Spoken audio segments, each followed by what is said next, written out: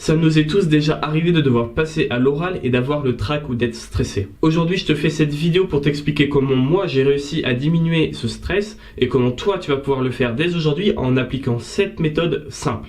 Tout d'abord, il faut bien que tu comprennes que personne ne naît avec la faculté innée d'être à l'aise à l'oral devant plusieurs personnes. Le cerveau humain n'est pas fait pour ça, mais comme toutes les compétences de la vie, tu vas pouvoir les travailler et devenir meilleur. Je vais donc te donner 7 clés qui vont te permettre facilement de devenir meilleur à l'oral et de réduire ton stress. La première des clés, ça va être de soigner la forme autant que le fond de ton discours. En effet, tu auras beau avoir les choses les plus intéressantes du monde à dire, si tu ne te tiens pas droit, que tu bafouilles et que tu n'articules pas, les personnes vont vite décrocher de ce que tu as à dire. Le problème, si les gens décrochent, c'est que d'une part, ton discours est raté et d'autre part, ils vont focaliser leur attention sur toi et non plus sur ce que tu dis.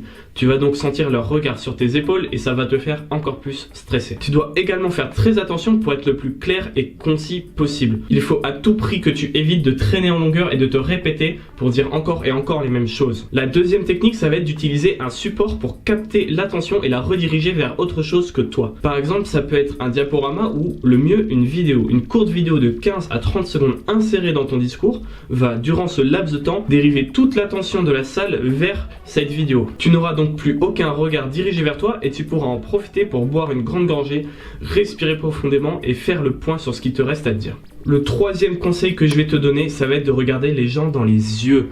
Pas comme un taré, mais simplement de les regarder dans les yeux et de ne pas fixer un point quelque part dans la salle. Imaginons que tu sois en train de parler avec un ami, vous êtes tous les deux, mais pendant que tu lui parles, tu fixes un point derrière lui. Est-ce que ça va pas paraître bizarre? Si, et c'est la même chose pour un discours.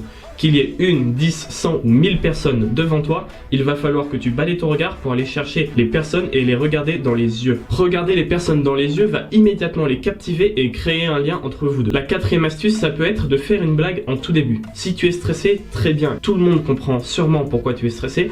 Alors n'hésite pas à en jouer, à faire une petite blague là-dessus. Et en plus, tu vas gagner des points d'honnêteté et de franchise auprès de ton audience. Comme je te l'ai déjà dit, tout le monde est passé par là. Tout le monde a déjà ressenti ce trac avant de présenter quelque chose. Et je suis sûr que ton audience comprendra parfaitement. Tu n'as rien à perdre à l'avouer, à part passer pour quelqu'un d'honnête et de franc. La cinquième astuce, ça va être de se tenir droit et les épaules en arrière. On s'en rend pas toujours compte, mais quand on est stressé, on a tendance à se recroqueviller et du coup à parler moins fort, à respirer moins profondément et à dégager moins de prestance. Il va vraiment falloir que tu ouvres ta poitrine, que tu te tiennes droit, pas assis vraiment, tiens-toi debout, c'est ce qu'il y a de mieux. Et ça va automatiquement multiplier ta confiance en toi, ta prestance et donc la qualité de ton discours. Ça va de pair avec la sixième et avant-dernière clé de cette vidéo qui est de sourire. Sourire, mais pas faire un sourire crispé non plus. Sourire naturellement. Lorsqu'on est stressé ou qu'on a le trac, on a encore une fois tendance à faire des choses dont on ne rend pas compte. Et une de ces choses, c'est de faire la gueule.